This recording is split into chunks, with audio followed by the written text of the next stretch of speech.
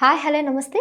మీరు చూస్తున్నారు RTV health. నేను సహస్ర. ప్రస్తుతం మనతో పాటు ఉన్నారు డాక్టర్ శరత్ రెడ్డి పుట్ట, director for hepatology and liver transplant, Apollo hospital, Jubilee hills, Hyderabad. నమస్తే డాక్టర్. నమస్తే.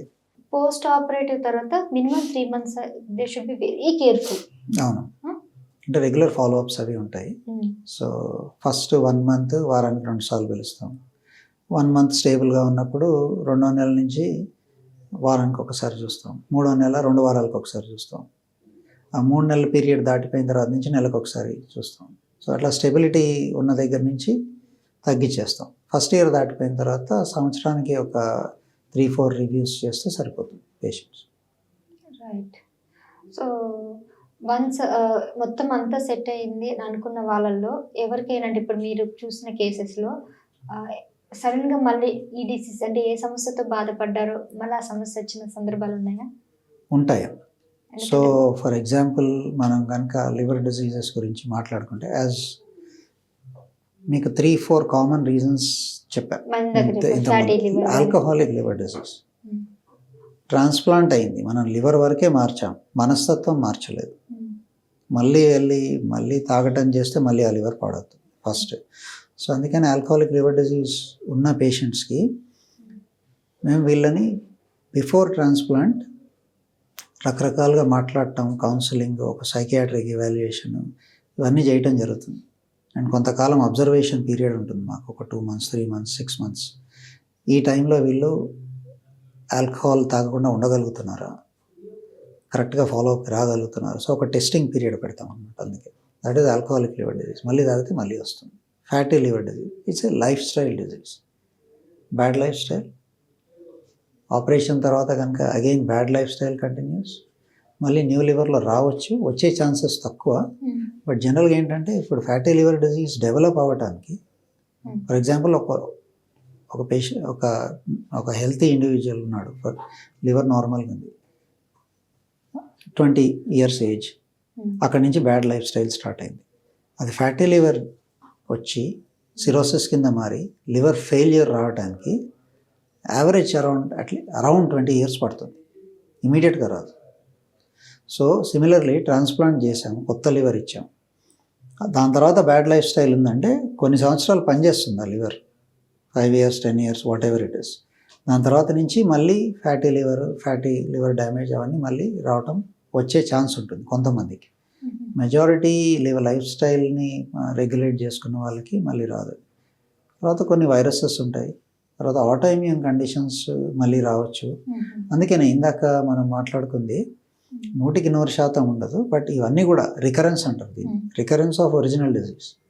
అన్ని ఫ్యాక్టర్స్ మనం తీసుకుంటే ఒక లాంగ్ టర్మ్ సర్వైవల్, 3 చేస్తే 2 లాంగ్ టర్మ్ లివర్ డిజీజ్ రాకుండా ఒక long term at least more than 10-15 years వచ్చే ఛాన్స్ ఉంటుంది. ఒకరికి మాత్రం రిస్క్ ఛాన్సెస్ ఉంటాయి. ఒకరికి ఏదో ఒక ప్రాబ్లం, ఐదర్ రికరెన్స్ వచ్చింది, లేదంటే రిజెక్షన్ వచ్చింది, లేదంటే infections or some problem during operation, అట్లా ఉంటుంది.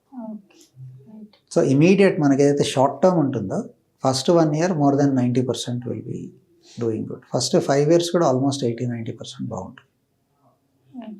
సో లివర్ పేషెంట్స్లో మీరు జనరల్గా చేసే ఏజ్ గ్రూప్ ఎట్లా ఉండేది సార్? అంటే ఏజ్ గ్రూప్ వాళ్ళు ఎక్కువ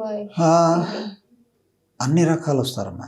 నెలల పిల్లలకి చేస్తాం ట్రాన్స్ప్లాంట్, తర్వాత 70 years వరకు కూడా మనం ట్రాన్స్ప్లాంటేషన్ చేసుకోవచ్చు. బట్ యావరేజ్ కనుక మీరు తీసుకుంటే మిడిల్ ఏజ్ వాళ్ళకి చేస్తూ ఉంటాం ట్రాన్స్ప్లాంటేషన్.